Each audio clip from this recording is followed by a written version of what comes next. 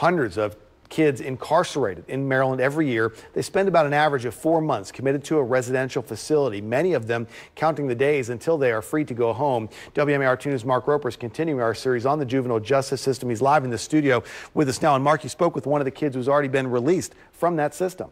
We did, Christian, and it was so inspiring to hear what Lamar has planned for his future, so we continue to hide his face to protect his identity. He's hoping his experience will not only inspire kids in the process, but also prevent others from making the same mistakes he did. After being convicted and committed to a secure facility for teens, 19-year-old Lamar couldn't be happier to put that part of his life behind him. No longer a resident with Victor Cullen or any DGS facility. I feel good just to make my own decisions whenever I want to make them. I just love the feeling of freedom. For many who've made their way through the juvenile justice system, being free means a fresh start.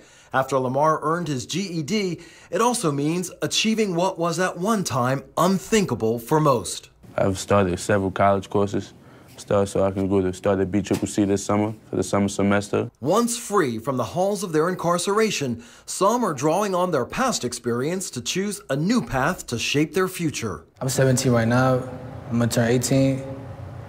I'm gonna come home being a high school graduate from here. So that's a good thing. I'm gonna turn 18. I'm gonna enlist for the Marines. That's another good thing. And then while I'm in the Marines, can't mess up there. Virginia Tech, if I go to a night school, I'm gonna go for criminology.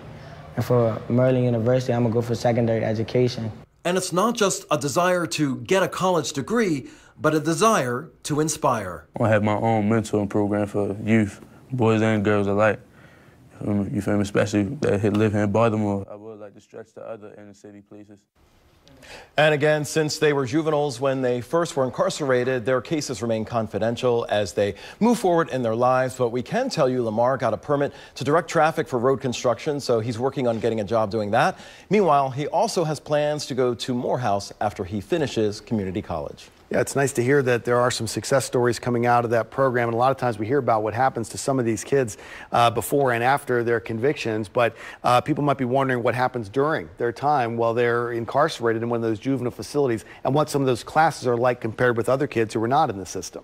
It's really interesting. While we were there at the Victor Cullen Youth Center, we visited what essentially is a school. They have several classrooms set up, and it's run by the Maryland Department of Education. So kids in school or kids at Victor Cullen get the same classes that they would get if they were in high school. So while they are there, if they haven't already, as they progress through school, they can get their same classes so they can get their GED or get enough credit so once they are ready to leave Victor Cullen, they can go back to their high school and then get their diploma there and graduate with their fellow classmates. Best of luck to Lamar, and we got one more piece coming up here later in the hour.